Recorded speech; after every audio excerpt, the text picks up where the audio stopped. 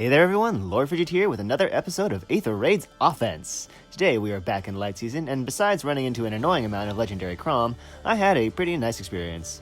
Most of my battles were business as usual, but I did have a couple where I got a little lazy in the planning phase and ended up using less than optimal strategies. Fortunately, it worked out in the end, but I'm not keen on making it a habit.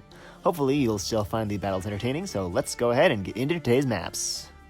I'm honestly not sure how to describe this first setup. It has some rally elements, and Gentle Dream on Peony might provide some surprise factor once warping power is distributed to the enemies, but I'm seeing some glaring issues. The biggest one is this row of structures. It's not particularly difficult to snipe either Julia from over the wall of buildings and retreat for free. If you can avoid breaking the tactics room, that may be ideal to prevent a potential situation where Crom ends up below the mountain and gets refreshed by Peony. In my mind, Sothis and Crom are the difficulty ceiling here. If you can handle them, you should be good to go.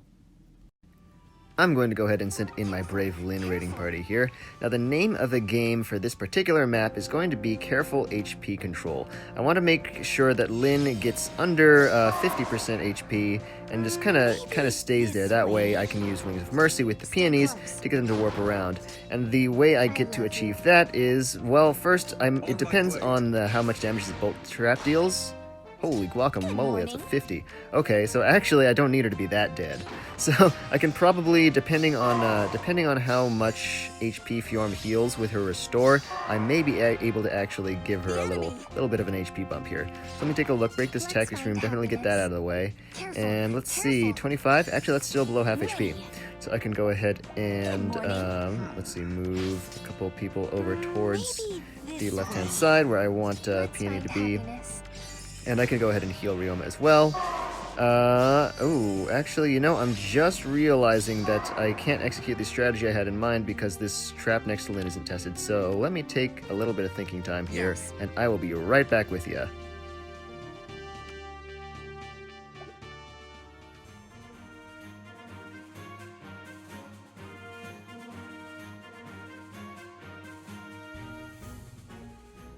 Alright, so it looks like I'm going to have to go with a turn 4 initiation. I'll reposition Fjorm onto the trap. She should not be affected by it. And then I'll go ahead and actually restore Lyn again, because the Bolt Tower is going to put her under a half HP afterward at the start of the enemy phase. And I don't want her to be like dead, just under half HP is good enough. So, isolation still being applied to Peony. Brave Lyn is below full HP, that's good. She can take out Julia in 2 hits now. And then after that, I will have my Peony jump to her with Wings of Mercy, and then have her take down Legendary Crom. She can actually do it in 2 hits without the Luna, but having the Luna is pretty nice. And of course, it's extra nice to have to be not full HP, so she isn't penalized by Randgreether's attack penalties. So let me go ahead and actually, could I break this Dark Shrine? 36 res, 52 H attack. I could, but I don't think I will. Let me go ahead and move Ryoma here so Panic and so versus Night doesn't affect my Peony. So the enemy Peony should kick things off by attacking here. Oh, huh. I just kind of assumed that she wouldn't die, and I'm now concerned as to my ability to get the Aether structures. I maybe could make something work here, honestly, because Lyn does have is under half HP and I have 2 Wings of Mercy refreshers, or that could happen. That is very unexpected and definitely very welcome. Okay, we can work with this. Of course, even though Lyn was panicked, Lyn can still 2 HKO, so then I just have Peony refresh her, and then Sothis's lovely swap placed Julia in the in between 2 structures and Sothis herself, which means that after this, I'll be able to refresh Lyn again, and then just trap Julia. I was going to say maybe I could break something, but there's really not worth breaking anything. Definitely don't want to break the Aether Fountain or the Healing Tower, because that would free Julia, and the Bolt Tower has already done its thing, so no real reason to break it. It's not impeding me in any way, shape, or form. I'll have a Peony warp over to Lyn with Wings of Mercy, break the Aether Foray. Lyn herself, actually let me check. Okay, that's a 2-shot, so I'll take the Aether Fountain, and then have Lyn finish the job.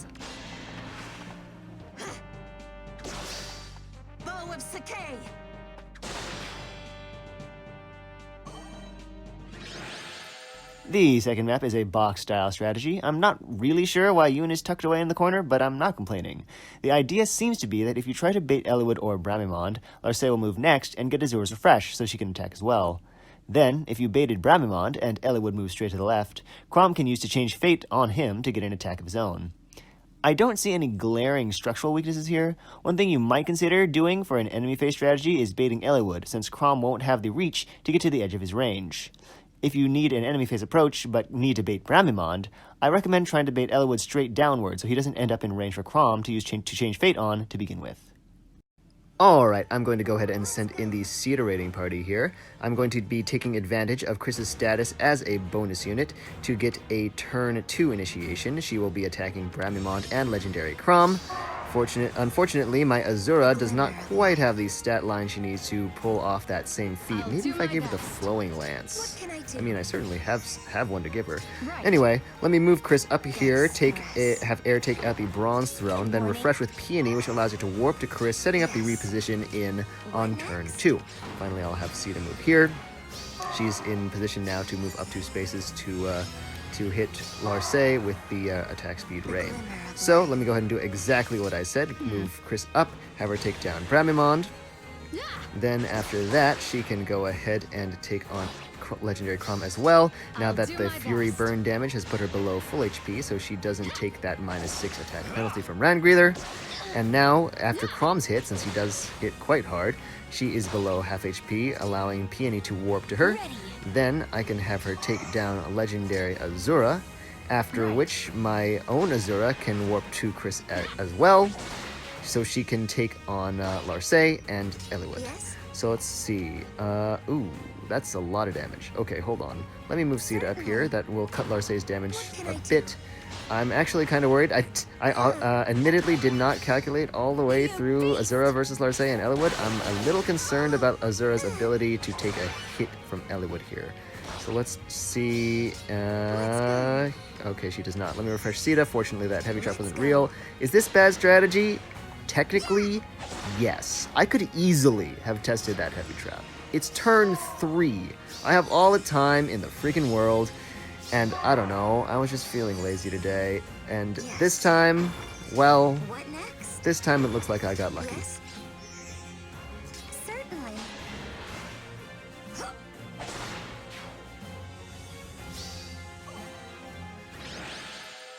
Today's final map is a rally and lunge trap setup. If you place a unit at the edge of Reinhardt's range, Eliwood can move in front of him to rally, after which he will be refreshed by Azura. He can then attack your unit and possibly lunge them onto the bolt trap, which is almost certainly real. Once he's been hit with the bolt trap damage, he could then become a beacon for his Wings of Mercy allies.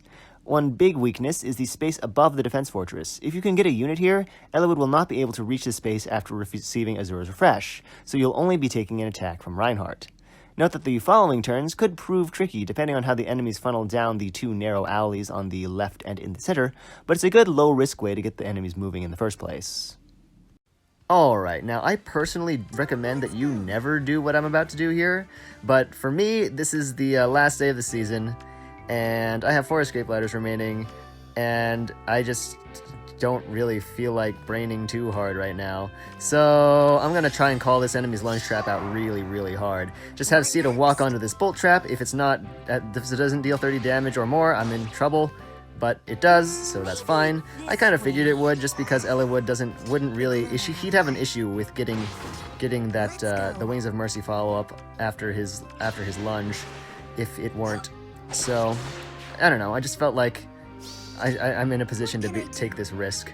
So I did, and it panned out this time. So let me have Azura take out Eliwood. After that, actually Chris cannot take out Reinhardt because his attack def push grants him just enough defense to not get KO'd. I think she falls, 2 damage per hit short? Yeah. Sita can do it, since she has effective damage. Although, actually, now that I look at this positioning, how was I planning on doing this? I know I had a plan, but let me take some thinking time real quick.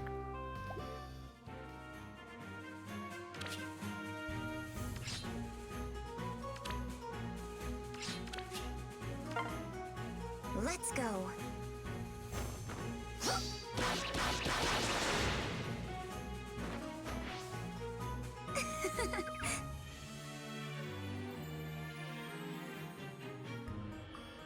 Certainly. Certainly. Alright, I don't actually remember what my plan was, but I can get around it.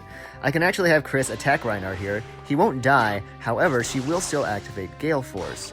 Then I can have Sita move over to take down Bramimond, after which Chris will be able to warp to Sita again and take on Mia. And once that's taken care of, I can have my Azura warp to Air, who is also below half HP due to the Bolt Trap test, and then she will be able to take out Reinhardt.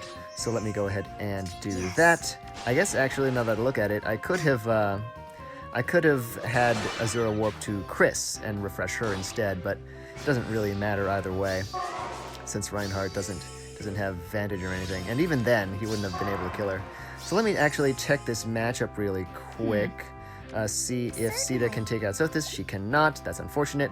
I was thinking maybe I could have take out both the Aether structures and then have Sita finish the map in a single turn, since I do have two Wings of Mercy refreshers able to warp to Air.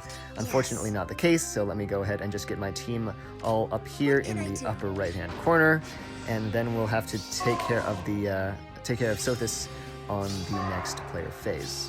Well, of course, after I have Air take out the Aether M4A. So let me double check this. Yes, Sita can now take out Sothis, so I'll just have her do that.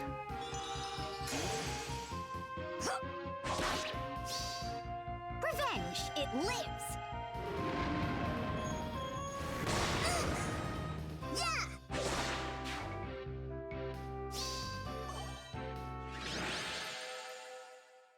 And that is it. I hope you all enjoyed this episode of Aether Raids Offense. I looked back on that last match after the fact and realized that my original plan was to have Sita take out Bramimond after Azura's attack, so Chris could use Peony's Flower of Joy bonus to get the extra punch she needed to deal with Reinhardt. I'm honestly not sure how I managed to forget that, but it worked out in the end.